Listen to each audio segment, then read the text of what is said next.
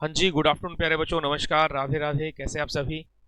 जी, अनीता, कविता, ज्योति खासा, good evening, good afternoon, नमस्कार। कैसे हैं भाई आप सभी? जी, आ जाएं सभी जल्दी से, लाइव करते हैं अपने सेशन की शुरुआत। जितने भी बच्चे लाइव हैं, शर्मा, दीक्षा, वीरपाल, सपना, हरे कृष्णा, सोनू, प्रिंशा, राजवीर, गगनदीप, भव्या, मीनाक्षी, शर्मा, नमस्कार भाई मीना, सभी को नमस्कार। जी, करें शुरुआत अपने इस सेशन की। जी बेटा, चलें। आप सभी को पता है कि हमारा लाइव सेशन चल रहा है, ठीक है, यूट्यूब पे। ओके ज्योति, कोई बात नहीं, मैं चेक करता हूँ, ठीक है जी, ठीक है। हाँ, और सभी को पता है कि इस टाइम हमारी लाइव क्लास आती है, प्रैक्टिस सेशन जो हमारा रहता है। नमस्कार भाई राहुल, रखना, निशु कुमार, सोनम चौधरी, अंजलि, उमेश, मीनाक्षी, ठीक। तो अपने सेशन की शुरुआत कर लेते हैं। अब कमेंट में ध्यान नहीं दिया जाएगा इतना, ठीक है। अब हम अपने क्वेश्चन की तरफ बढ़ेंगे, जो क्वेश्चन हमें सोल्व कराने हैं, ठीक है जी। फर्स्ट क्वेश्चन आप रीड करेंगे।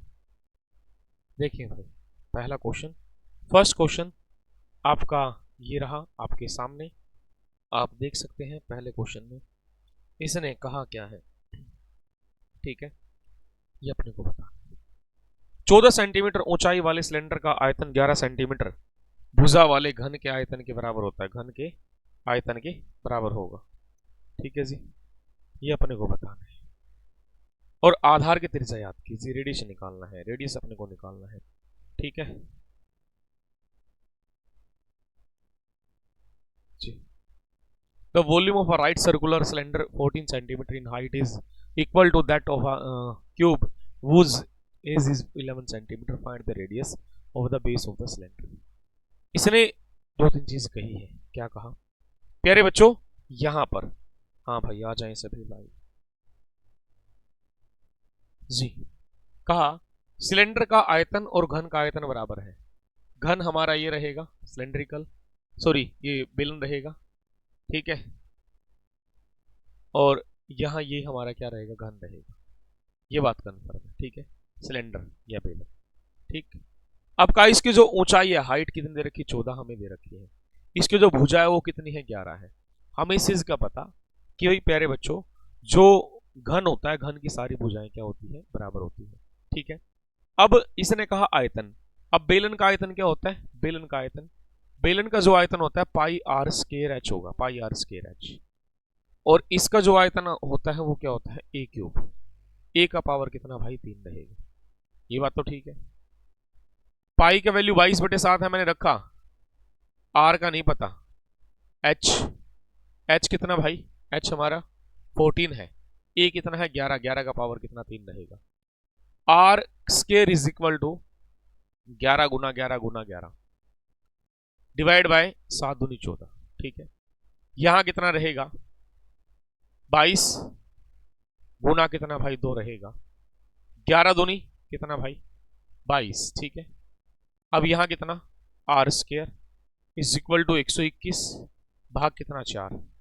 आर बराबर वर्गमूल कितना, 121/4। आर बराबर 21, 121 का 11, 4 का 2, 11/2, 5.5। हमारा आंसर आया, ऑप्शन नंबर बी रहेगा।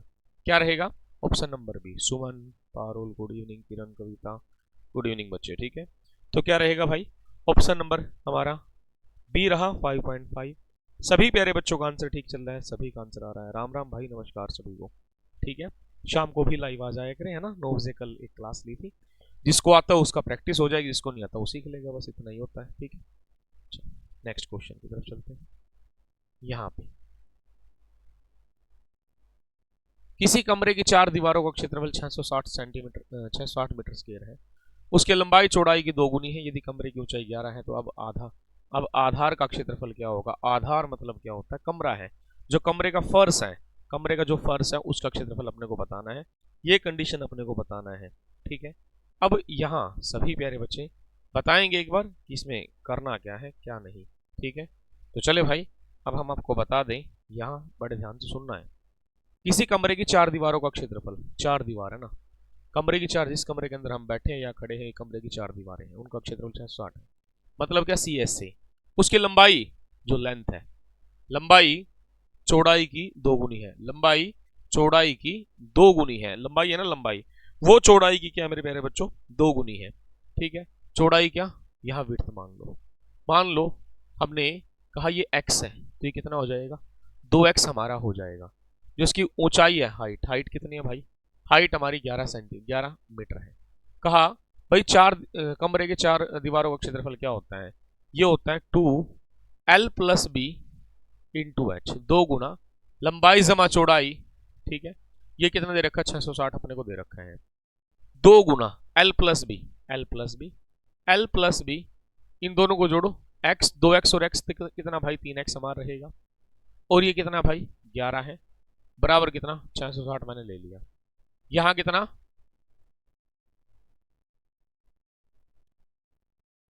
11 66, ठीक है जी।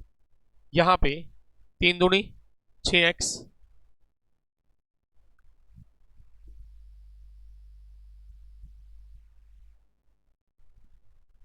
तीन दूनी 6x बराबर कितना भाई 60 रहेगा। कैंसिल कर दो, x बराबर कितना रहेगा 10 रहेगा, x बराबर कितना 10, इसको 10 से गुना करेंगे तो भाई 20 रहेगा, बेटा इसको 10 से गुना करेंगे तो 10 रहेगा। ठीक है, चौड़ाई कितनी है 10 और लंबाई कितनी 20, हमें फर्श का क्षेत्रफल निकालना, फर्श फर्श तो आयताकार होता है और आयत का क्षेत्रफल क्या होता है, लंबाई गुना चौड़ाई। ये कितना है 20 गुना कितना 10 रहेगा, 20 गुना 10 तो कितना भाई 200, तो 200 हमारा क्या आंसर आ गया, 200 सेंटीमीटर हमारा क्या आंसर आ चुका है। क्या यहां तक किसी बच्चे को डाउट है भाई? 3 बजे क्लास, अभी तो ये तो 3 बजे होती है, वो रात को 9 बजे होती है मेरी वाली, है ना। ठीक है, रवि मैथ क्लासेस पे जी। अब देखो एक और भाई, मैं ना ज्यादा जैसे मेरा बोर्ड पे ज्यादा मैं करवाता हूँ, मैं इतना कैमरे की तरफ देख नहीं पाता। ठीक है, मेरा फोकस आपको क्वेश्चन अच्छे तरीके से समझाना, मैं इतना कैमरे की तरफ देख ही नहीं पाता। ठीक है, लिखूंगा कि ये इधर देखूंगा मैं। अनूप क्या हाल है भाई, नमस्कार, कैसे हैं? ठीक है जी, आगे बढ़े। टीजीटी मैथ वाले बच्चों से 4 बजे लाइव आते हैं, एक बार गूगल मीट बात करते हैं। ठीक है, टीजीटी मैथ वाले बच्चे जो ऐप के हैं उनसे आज करते हैं 4 बजे करीब बात। चले भाई, इस क्वेश्चन के बारे में बताएंगे। यदि एक समभुज कोणीय षटभुज के भुजा लंबाई क्या है, यदि उसका क्षेत्रफल 54 वर्गमूल 3 वर्ग सेंटीमीटर है। ठीक है, what is the length of the side of regular hexagon if it's area 54√3 square centimetre. यार ये अपने को कहा है, ये अपने को इसने कहा है। सबसे पहले हमें पता होना चाहिए एरिया ऑफ हेक्सागोन क्या होता है, हेक्सागोन क्या होगा, ये हमें बताना है। ठीक है, क्लियर।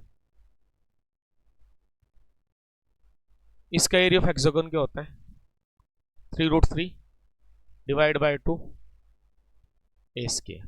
ठीक है, ए स्केयर हमारा होता है, इस चीज को याद रखना, ये आप रट लो समझ लो। ठीक है, सम भुज कोणी षटभुज की भुजाई की लंबाई क्या है, यदि उसका क्षेत्रफल इतना दे रखा, और ये होता है एरिया ऑफ, ठीक है जी, हेक्सागोन। ठीक है, 3√3 डिवाइड बाय 2 ए स्केयर। ठीक, हमें निकालनी लंबाई, भाई षटभुजो पंचभुजो सभी की लंबाई तो बराबर होती है, ये बात तो कन्फर्म है साहब। ठीक है, जब इसने कहा ये लंबाई हमारी क्या होती है बेटा, बराबर होती है। ठीक है, अब यहां ध्यान दो, 3√3 divide by 2 a square is equal to 54√3 रहेगा। √3 से √3 हमारा कैंसिल हो चुका है। ठीक है, यहां पे कितना 18, 18 दिए 54, ए स्केयर 18 दूनी 36। ठीक है, और a is equal to square root of 36, क्या वर्गमूल कितना भाई, 36 का वर्गमूल 6 होगा। तो दोस्त आंसर कितना आ गया, 6 सेंटीमीटर हमारा आंसर आ जाता है, 6 सेंटीमीटर हमारा आंसर आ जाता है। ठीक है जी, भाई मेरा 9 बजे का ही शेड्यूल बनता है, 9 के अलावा टाइम बनता नहीं साहब। ठीक है, 8 बजे मेरी क्लास होती है कहीं और, इसीलिए ठीक 9 का ही बनता है बेटा। तो आप देख लो जैसे आपको एडजस्ट लगे, मैथ तो कंपलसरी है ना, वो तो पढ़ लोगे, मैथ तो समझना चाहिए, और लाइव सेशन में जितना समझोगे उतना अच्छा रहता है। ठीक, चले यहाँ ध्यान देंगे अगले क्वेश्चन की तरफ।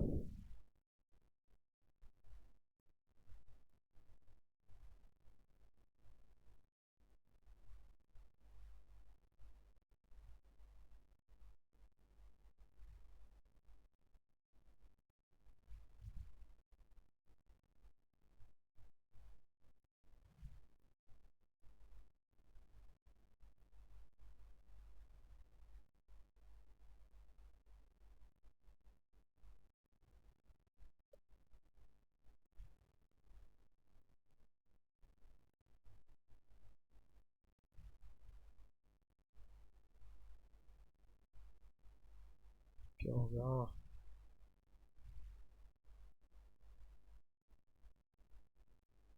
हाँ ठीक। देखो बेटे क्वेश्चन दे रखा, ये समझना है, ठीक है। ये कहा क्या है? दी गई आकृति में ओ वृत्त के केंद्र है तथा angle P R Q 50 degree है, तो पी टी क्यू का मान क्या होगा? पी टी क्यू का मान हमारा क्या रहा होगा? पी टी क्यू का, हाँ हो जाएगा बेटा, रेगुलर पॉलीगन का हो जाएगा बेटा, कोई बात नहीं, ठीक है। चलो जी, कहा P R Q, P R Q, यार ये एंगल 50 डिग्री है, कितना भाई? 50 degree. P T Q, P T Q का वैल्यू ये वैल्यू निकालनी है। ऐसे क्वेश्चन कभी रटने की आवश्यकता नहीं होती, थोड़ा ध्यान से समझ के चलना। कैसे? यदि मैं थोड़ी देर के लिए, एक कंडीशन देख लूं। कंडीशन कैसे भाई? यहां पे देखा जो ये वाली पी आर क्यू टी चक्रीय चतुर्भुज है। चक्रीय चतुर्भुज के जो सम्मुख कोण होते हैं, अपोजिट एंगल, इनका जोड़ 180 होता है। यार ये 50 दे रखा, तो ये कितना होगा? 130 होगा। सीधी सी बात है, निकालना क्या था? पी टी क्यू, तो आंसर कितना भाई? 130 130। कितना रहेगा? 130 130। मतलब क्या? ये प्रॉपर्टी हमारी आनी चाहिए, कंडीशन अपने को आनी चाहिए, ठीक है। 130 130 हमारा क्या आंसर आ जाता है, ठीक है।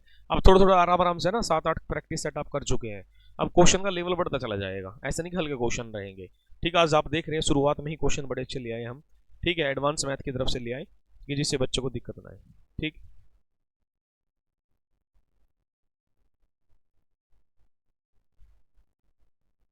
अब देखो अगला ही क्वेश्चन किस चीज का? अगला ही क्वेश्चन ट्रिग्नोमेट्री से ले आए भाई, ठीक। ये लो, कहा what is the value of the 3/2 cos 39 डिवाइड बाय sin 51 root sine square 39 plus sine square 51 का वैल्यू क्या रहा होगा? ये अपने को बताना है प्यारे बच्चों। ज्योति राधे राधे बेटा, कैसे आप सभी? कॉमन ही तो बेटा ये, और क्या है, ठीक है। चले ज्योति क्या हो बेटा बताओ, कोई बात नहीं मैं करा दूंगा दोबारा।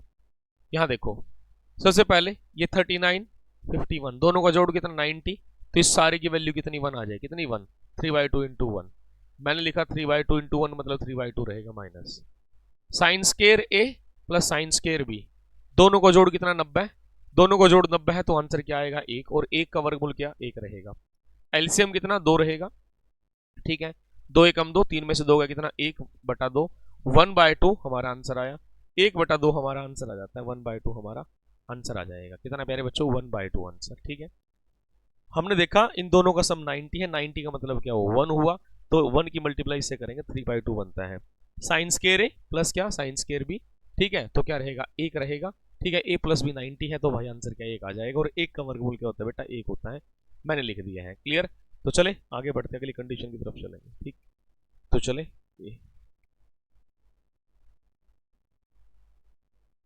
एक मिनट रुक जाओ भाई, रुक जाओ, थोड़ा सा गड़बड़ करके हम इस क्वेश्चन में थोड़ा सा चेंज किया हमने, क्योंकि देखो यहां प्रैक्टिकल चीज थी 3/2, उस पर ध्यान नहीं दिया, माइनस है। फिर कहा कि वर्गमूल एक, किसी भी नंबर का वर्गमूल करेंगे तो उसका आंसर होता है प्लस माइनस में। किसमें होता है? प्लस और माइनस में। क्या लिया? 3/2। यदि मैं प्लस लेता हूं तो प्लस माइनस माइनस, तो सोल्व करूंगा तो कितना? 2। यहां कितना? 3 माइनस 2 तो कितना? 1/2 आंसर आया। 3/2 यहां कितना भाई? फिर मैंने माइनस, अब की बार प्लस लिया था, अब क्या ले लेंगे? माइनस ले लेंगे, -1 ले लेंगे।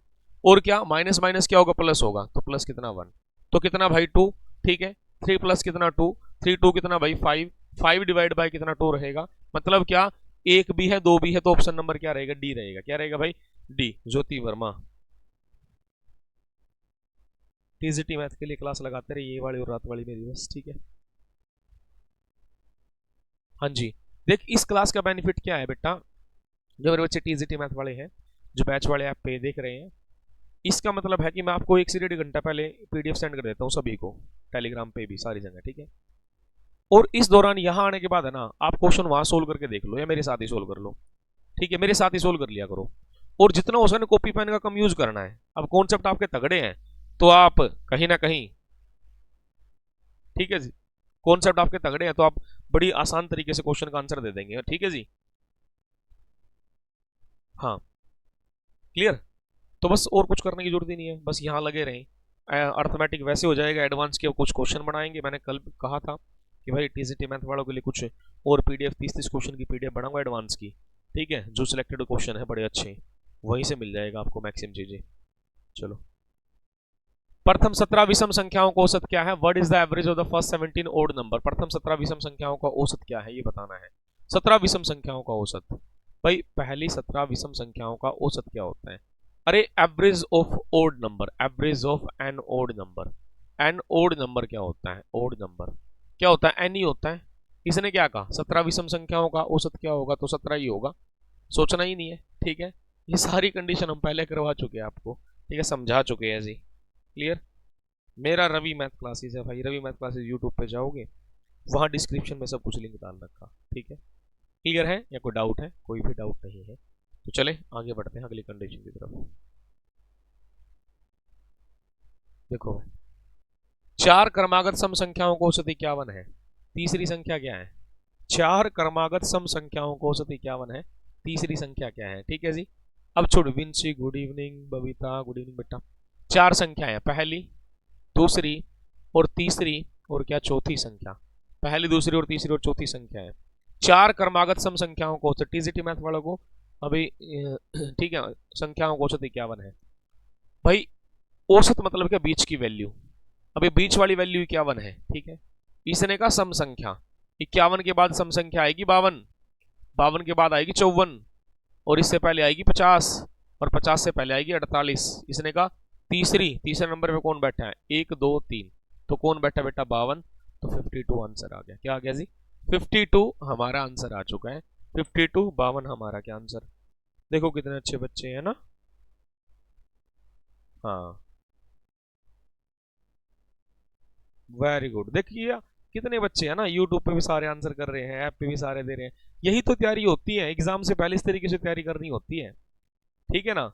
अब कराने को सिलेबस हमने सारा करवा दिया, लेकिन लास्ट में यदि बच्चों का साथ छोड़ दे तो दिक्कत होती है। साथ छोड़ना नहीं है जब तक आपका एग्जाम ना हो, ठीक है। तो चले बेटा आगे बढ़ते हैं, अगली कंडीशन की तरफ चलते हैं। अगली कंडीशन में क्या था? देखो कितना अच्छा क्वेश्चन, आंसर बताएं भाई इसका। एक दल के सभी सदस्यों का औसत वेतन 16,000 है, 7 वरिष्ठ सदस्यों का औसत वेतन 24,000 है एवं शेष सदस्यों का औसत वेतन 12,000 रुपये है। उस दल में कितने सदस्य कार्यरत हैं? कितने सदस्य कार्यरत हैं ये हमें बताना है, ठीक है जी।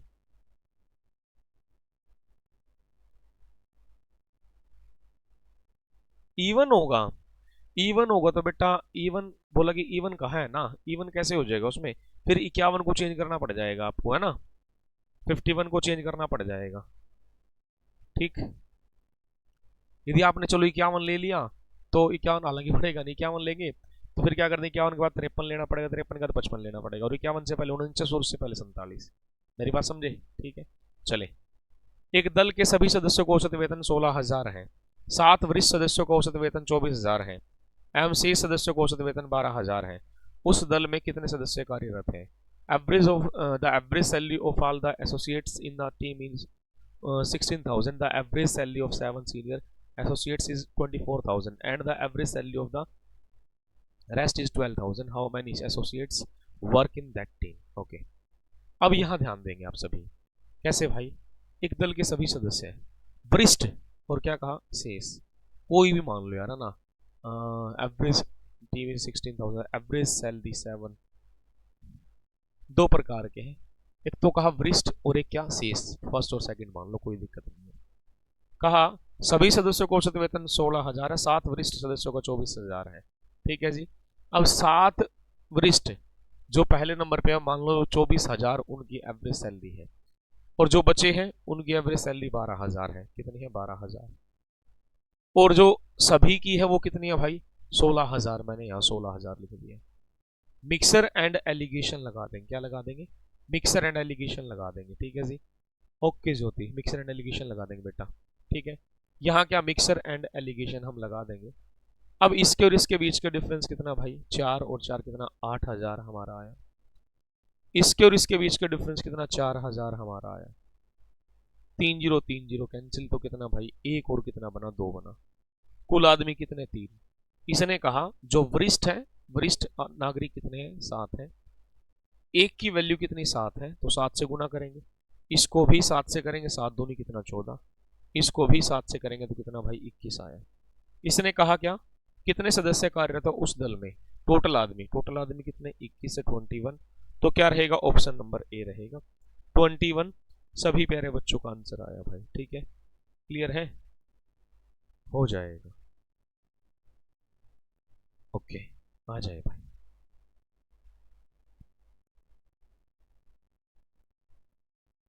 आगे बढ़ते हैं।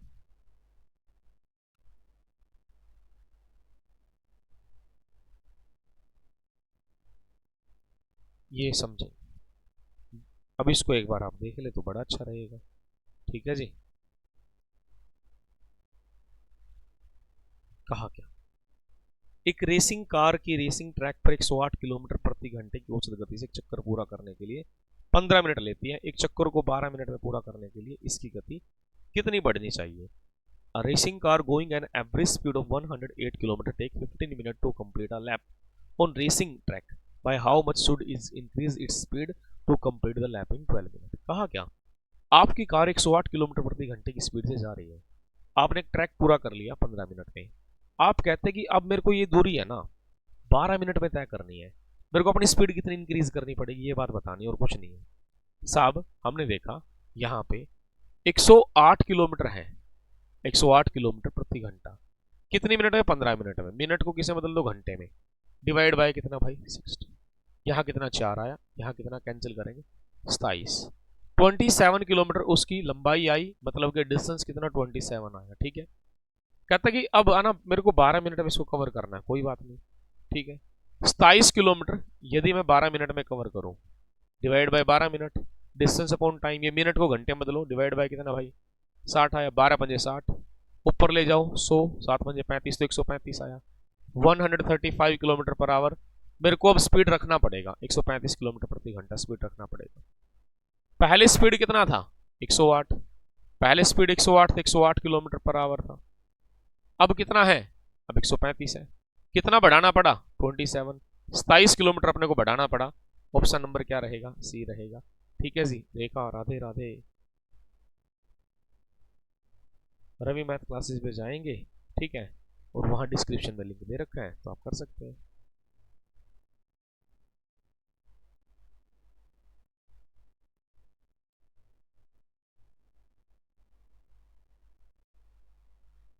शिवाज चहल, आप मेरे बच्चे मेरी क्लास देखते रहो, कोई इशू कोई दिक्कत आती है तो आप मेरे से बात करें, कोई दिक्कत नहीं है, ठीक है। टेलीग्राम पे करें, कहीं करें, लेकिन मेरे से बात करें, मैं जो हेल्प होगी आपकी करूंगा, ठीक है। रिलैक्स होगी करो, चाहे 3 चैप्टर करके जाओ, लेकिन अच्छे से करके जाओ, है ना, आ जाएगा। चलो लास्ट में बात करते हैं क्लास के बाद, ठीक है। अभी चले यहाँ ध्यान देते हैं अगले क्वेश्चन पे, ओके। नेक्स्ट क्वेश्चन तरफ चलते हैं। दिव्या वर्मा भी आ गई भाई, चल ठीक है बेटा, आगे तो इस क्वेश्चन का आंसर बता दे बेटा दिव्या। बड़ा अच्छा क्वेश्चन इसने दिया है ना, रटना नहीं है, बात को समझ के चलना है, ठीक है, आराम आराम से समझना है, जल्दबाजी नहीं करनी बिल्कुल भी, ठीक। कहता क्या है, एक कार ड्राइवर बेंगलोर से 300 किलोमीटर दूर स्थान के लिए प्रातः 8:30 बजे चला तथा गंतव्य तक 12:30 दोपहर तक पहुंचने का अनुमान लगाता है। सुबह 10:30 बजे उसे पता लगा कि वह अभी कुल यात्रा का 40% भाग तय कर पाया। शेष दूरी को तय करने के लिए उसे अपनी चाल में कितनी बढ़ोतरी करनी होगी ताकि वो नियत समय पर पहुंच सके, ठीक है ना, बड़ा अच्छा क्वेश्चन। आपको अपने घर से जाना है, ठीक है, और सुबह 8:30 बजे आप निकले, और आपको आइडिया कि 12:30 तक मैं पहुंच जाऊंगा। आपने प्लानिंग कर ली कि मेरे को 8:30 बजे निकलना है सुबह, और मैं 12:30 बजे तक पहुंच जाऊंगा। बात यही तो है, कितने घंटे का, 4 घंटे में पहुंच जाएंगे, आपकी प्लानिंग ये थी। 300 किलोमीटर जाना है आपको, डिस्टेंस कितना, 300 किलोमीटर, लेकिन 10:30 बजे आपको पता लगा कि मैंने तो कुल दूरी का 40% ही भाग कवर किया, ठीक है। 10:30 बजे, 10:30 बजे का मतलब क्या, आप अभी तक कितना भाई, 2 ही घंटे चल पाए, 2 ही घंटे चल पाए, ये बात कन्फर्म है। साहब 300 किलोमीटर, 300 किलोमीटर हमने देखा, 300 किलोमीटर कहा, इसका 40%, 300 का 40%, 4 3 12, 120 किलोमीटर, 120 किलोमीटर साहब उसने 2 घंटे में कवर किया। 2 घंटा मतलब क्या, उसका जो स्पीड रहा होगा 60 किलोमीटर पर आवर रहा होगा। ये बात कन्फर्म है। चले अब सुने यार, 40% कर लिया तो बचा कितना, 60%। 60% कवर करेगा तो कितना भाई, 180 किलोमीटर उसको कवर करना पड़ेगा। 60% का मतलब 180 तो है, 180 उसको कवर करना पड़ेगा। अब कहता है, अब 10:30 बजे कहता है कि समय पर पहुंचने के लिए उसको अपनी स्पीड कितनी इंक्रीज करनी पड़ेगी। मान लो आपको कोई एग्जाम देने जाना है, आप पहले चल रहे थे कि एवरेज स्पीड से, ठीक है जी,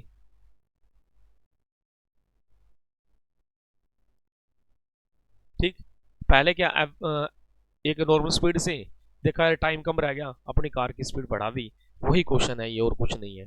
अब 10:30 बजे तक आपको पता लगा आपने 120 किलोमीटर कवर किया। अब आपको 12:30 पहुंचना है, तो कितने घंटे और लगेंगे, 2 घंटे और।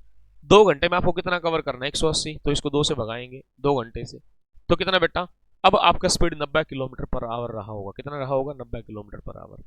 पहले स्पीड कितनी, 60, अब कितनी, 90, तो कितनी बढ़ा दी आपने 1 घंटे में, 30 किलोमीटर। कितना बढ़ा दिया, 30 किलोमीटर। तो आंसर कितना, 30 किलोमीटर पर आवर हमारा स्पीड रहा होगा। 30 किलोमीटर पर आवर हमारा क्या स्पीड रहा होगा। इसमें कोई डाउट हो तो भाई पूछ लो। 30 किलोमीटर पर आवर हमारा स्पीड रहा होगा। कोई समस्या यहाँ, तो कोई इशू है, कोई दिक्कत है तो भाई पूछ ले। क्लियर, आगे बढ़े, चले आगे चलते हैं अगली कंडीशन की तरफ, ठीक है।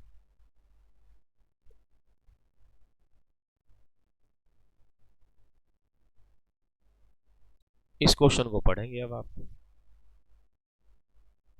बताएं भाई।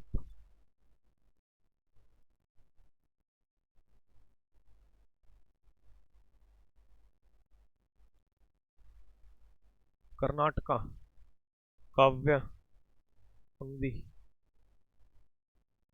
Please send paper. Paper send कर दें आप, है ना, पेपर सेंड कर देंगे, मैं करा दूंगा, कोई दिक्कत नहीं है।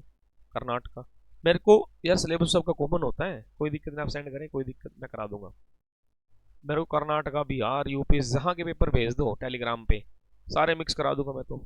सिलेबस सेम होता है, ऐसे कोई दिक्कत नहीं है ना। कर्नाटका, कन्नड़ है ना, कन्नड़ भाषा है ना वहाँ। चले, अमर बादल से 2 गुना अच्छा कर्मचारी है और इसी कारण से वह काम को 15 दिन में कम 15 दिन कम समय में पूरा कर सकता है। दोनों मिलकर यह काम कितने दिन में पूरा कर सकते हैं। Very good. Amar is twice times good as a work. Aman man as a Badal and therefore is able to finish the job in 15 days less than Badal. In how many days can they together complete the job? बड़ा अच्छा question इसने कहा।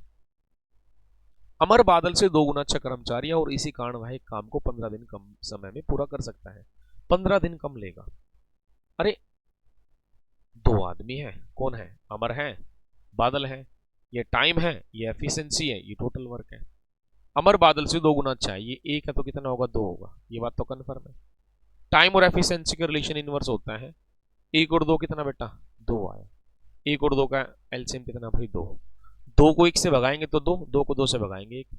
अब मेरी बात सुन, इसने कहा कि ए, ये कौन है, अमर और बादल। अमर ने बादल से 15 दिन कम लिए, ये 1 दिन लेगा, 2 दिन लेगा। अरे कितने कम लिए, 1 दिन। पेपर में कितना कह रखा, 15। 1 को 15 करने के लिए 15 से गुना, इसको भी कितने से, 15 से गुना, तो कुल काम कितना आया, 30 आया। कुल काम साहब 30 आ जाता है, कितना आया, 30 आया। कुल काम 30। कहा दोनों मिलकर करें, दोनों मिलकर काम करेंगे, दोनों मिलकर काम करेंगे। दोनों को मिला दो, 2 और 1 कितना प्यारे बच्चों, 3 हुआ। कुल कितना है, 30 है। 30 को 3 से भगा देंगे तो कितना भाई, 10 हमारा आंसर आ जाएगा। 10 हमारा आंसर आ जाएगा, ठीक है। इस प्रोसेस के तहत ही हमारी क्लास चलती रहेगी लगातार। क्लियर है, 30 हमारा क्या आंसर आ जाता है। ठीक है जी, आगे बढ़े। Very good. अब देखो यार, कितना अच्छा लग रहा है, सभी आंसर कर रहे हैं। हाँ भाई, ऑफलाइन ऑनलाइन बैच वालों, टीसीटी मैथ वाले, चलो अगले क्वेश्चन का आंसर बताओ।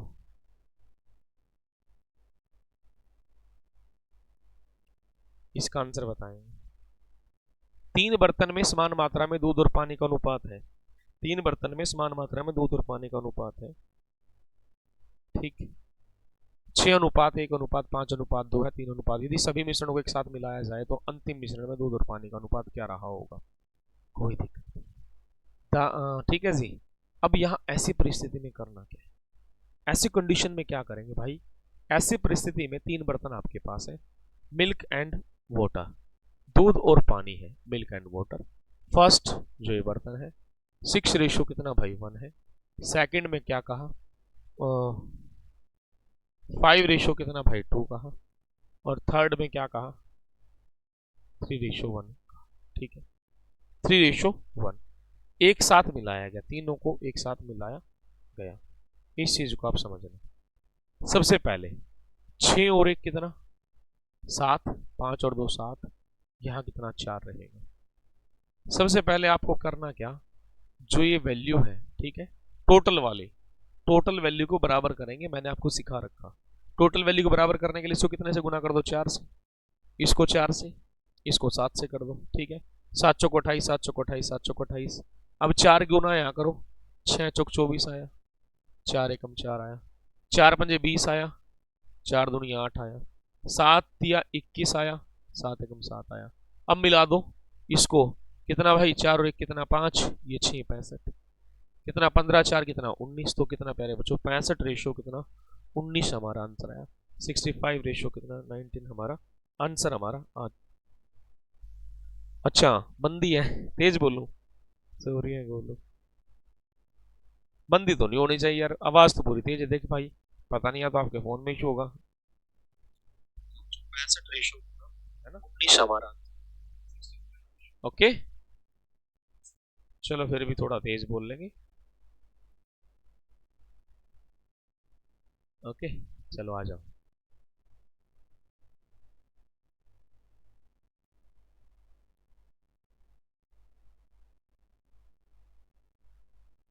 तीस लीटर अमल के मिश्रण में अमल और पानी का अनुपात 2:3 है। मिश्रण में और कितना पानी मिलाया जाए ताकि अमल और पानी का अनुपात 2:5 हो जाए, 2:5 ये हो जाए, ये हमें बताया गया। ठीक है अब यहां कहा अमल और पानी का अनुपात, टोटल 30 लीटर है। पहले मेरी बात समझे, एसिड एंड वाटर का 2:3, रेशो के अंदर बैठी वैल्यू ओरिजिनल नहीं होती, तो 2 और 3 कितना 5, 5 रेशो बराबर कितना 30 कर दिया। एक रेशो बराबर कितना भाई 6 आया, इसको 6 से गुना करें 12 आया, इसको 6 से गुना करें कितना भाई 18। अब कहते हैं कि रेशो 2:5 हो जाए, 2:5। ठीक है अरे हमें मिलाना क्या है पानी, जब मिलाना पानी है तो दूध तो कांस्टेंट रहेगा, दूध तो कांस्टेंट रहेगा ना। अरे जब दूध कांस्टेंट है तो इसको कितने से गुना करेंगे 6 से गुना करेंगे, 6 दूनी 12। ठीक है 6 पंजे कितना भाई 30, 6 पंजे 30 क्लियर। ठीक ये तो बराबर है कांस्टेंट है, पहले पानी 18 था अब 30 हुआ, कितना बढ़ा 12, 12 लीटर हमारा क्या आंसर आया, 12 लीटर हमारा आंसर आ जाता है। बहुत बढ़िया बहुत अच्छे। ठीक है जी ओके क्लियर है, ओके बेटा क्लियर है अब तो। हाँ बहुत बढ़िया,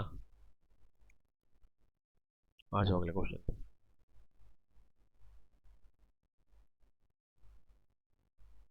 इस क्वेश्चन को ध्यान देंगे एक बार, समझेंगे भाई, फिर इसका सॉल्यूशन करेंगे। कहा क्या है, ये देखना है कि x plus y ratio x minus y बराबर 11:1 है।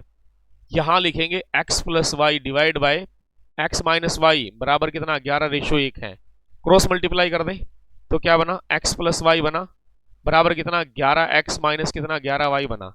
x को इधर ले जाओ y को इधर ले जाओ, ये प्लस के इधर जाके माइनस का दो 11x माइनस 11x, यहाँ कितना माइनस 11y माइनस क्या y बनेगा, यहाँ कितना माइनस का 10x बनेगा, यहाँ कितना माइनस का 12y बनेगा, माइनस से minus cancel, x divide by y तो कितना 12 बटे कितना भाई 10 बनेगा, तो यहाँ कितना बनेगा 6 बटा कितना 5 बनेगा, x और y का वैल्यू 6/5। ठीक है x divide by y 6 divide by क्या रहेगा भाई 5 हमारा रहेगा। ठीक है जी अब यहां ध्यान देंगे। ठीक है हाँ जी अब हमने देखा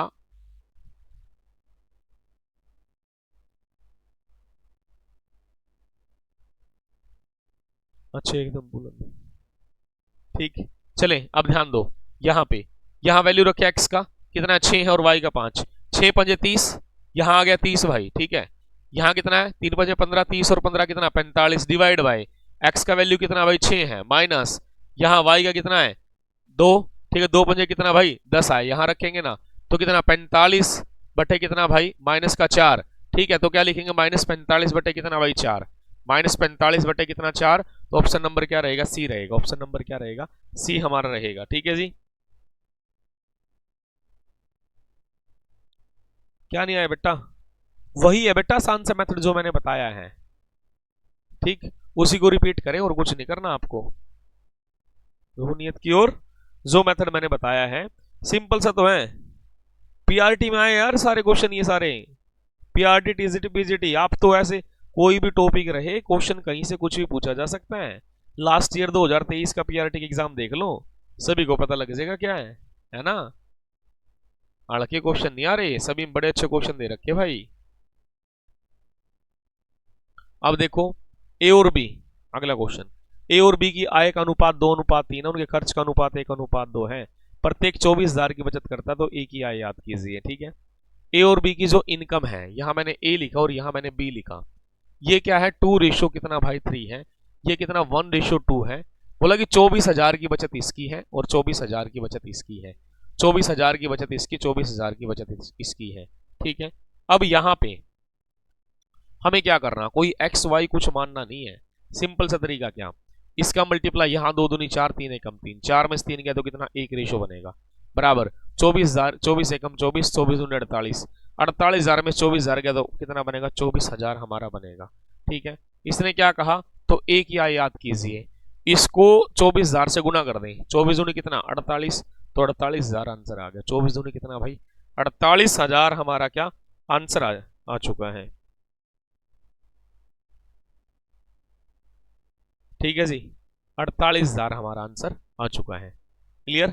तो चले आगे बढ़ते हैं नेक्स्ट क्वेश्चन की तरफ।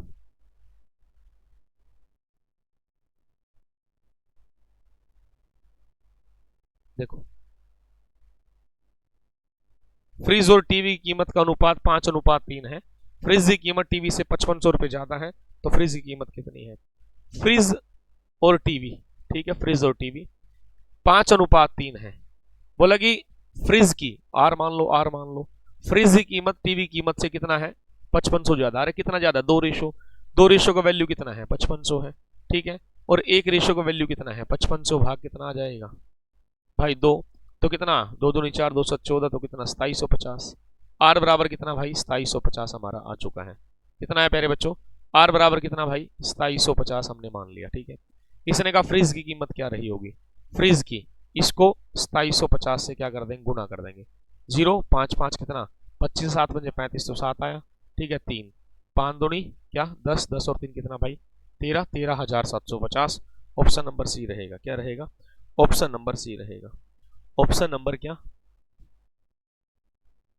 ज्योति ए हेक्सागन के एरिया, दोबारा बता दो, ठीक, 3/2√3 इंटू ए स्क्वायर, ये था भाई, ठीक है। चले